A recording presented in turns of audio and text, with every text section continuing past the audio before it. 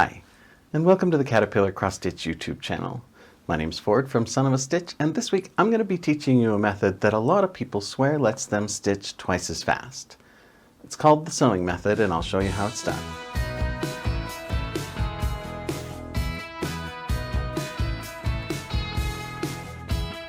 If you're learning things from my videos, I want to ask you to take just a second, subscribe to this channel, give this video a like, and leave me a comment down below.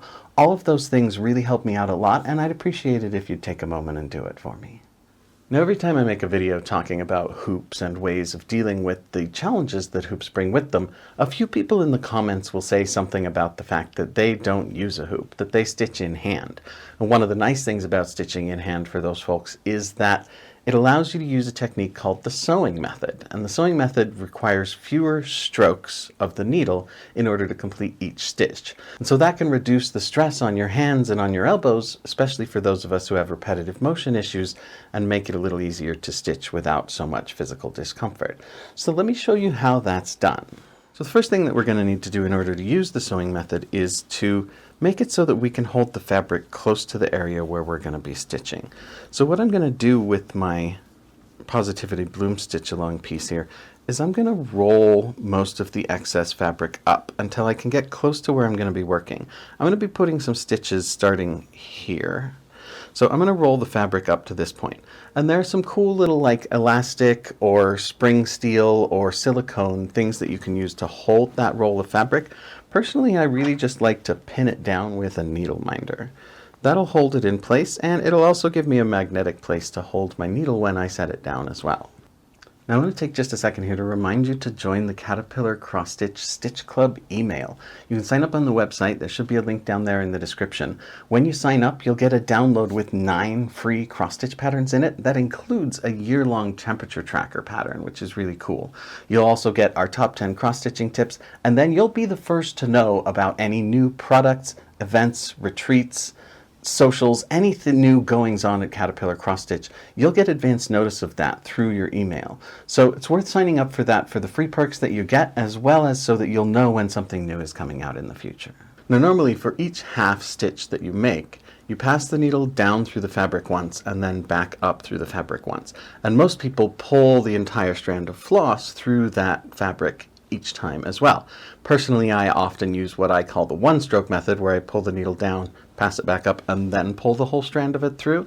This works better for me in a handful of ways, but the sewing method takes it even one step further, where you don't ever even let go of your needle while performing a stitch. So let's get started here, and I will make my first stitch using the loop start method. And I'm going to do the loop start from the front. Make sure you check the other videos on the channel if that doesn't make sense to you.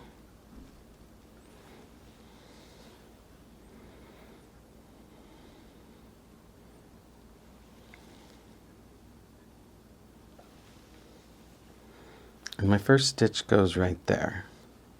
So with the sewing method, basically all I do is with each stitch, I kind of dig the needle into the fabric. And I will bend the fabric around a little bit usually to allow that needle to go through the fabric for just the length of one stitch.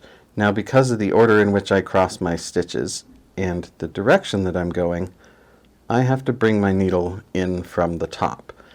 If I crossed my stitches in the opposite order, or if I were working from right to left instead of left to right, I would be sticking my needle in from the bottom. Now those are the only 3 stitches I'm going to be doing that direction, so now I'll go back the other direction. And again, I'll be bringing the needle from the top because of the order in which I cross my stitches.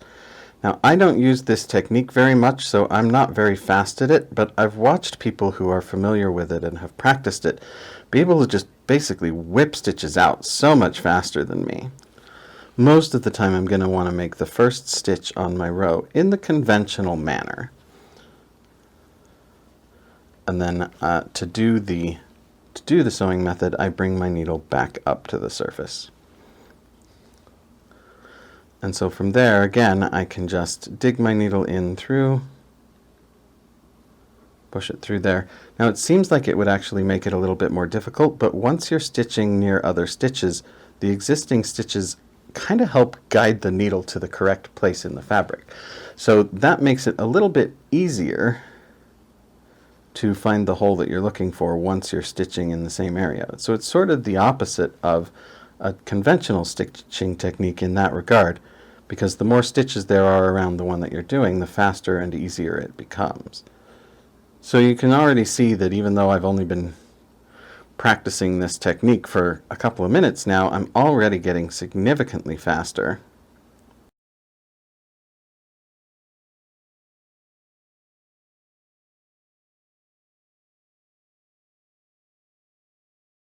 It's important to make sure when you're doing the stitch that you don't that you pick up your needle outside of this loop that's created on the surface. Because if I pull it in through that loop, I'm going to be making an accidental blanket stitch there. So I want to make sure to reach around that loop to grab my needle.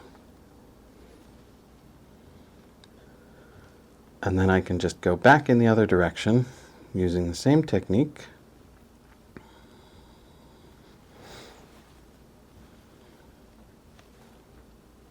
And then because we're not using a hoop, there's no concern about the hoop getting in the way of finishing off the thread at the end. So that's nice as well.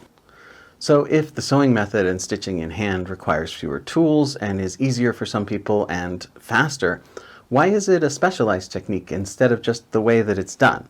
Well, there are a handful of drawbacks to using the sewing technique.